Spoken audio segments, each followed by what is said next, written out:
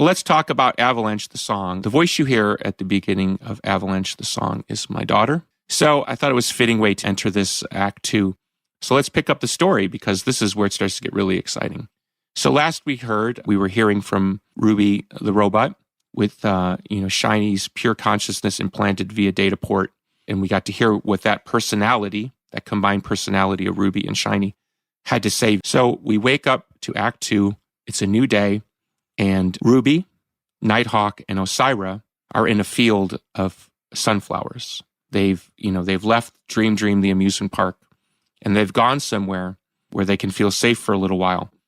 And so as Nighthawk sets up a kind of benign background, because they're going to do a live telecast, which I'll get to in a second, for the first time, because Osira is in very, very deep now with knowing that she has stumbled on to something much larger than herself and very, very dangerous. She can't tell you what it is that's dangerous, but she's certainly aware of the danger and aware that her life is in danger. And so, as you would imagine for a young person, she's experiencing not so much a sense of regret, but a sense of like, wow, I'm in really deep here.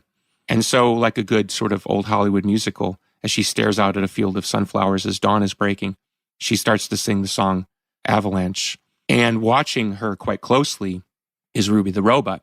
And remember, Shiny's pure consciousness is involved, so there's a different sort of thing happening. And that particular entity, which we'll call for the sake of this conversation Ruby/pure Shiny, notices what's happening with Osira, and it leads into kind of like a classic kind of movie duet where they sing of their mutual sort of circumstance. And for the first time now, emotionally, Osira begins to bond to Shiny, but through Ruby. It's not necessarily important for her to make the distinction. All she knows is that she feels that something or somebody in there understands. What they're about to do is put Ruby in front of a live telephone.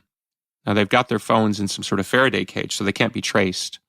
But they know the minute that they put their phones on, the X and I are going to know exactly, geolocating exactly where they are. So they figure they have a very brief window to put a message out to the world via Ruby of what's actually happening. And so as Nighthawk is in the back setting up, they purposely want a bland background so they can't be geolocated necessarily by visuals, because we've seen some of that on the internet recently.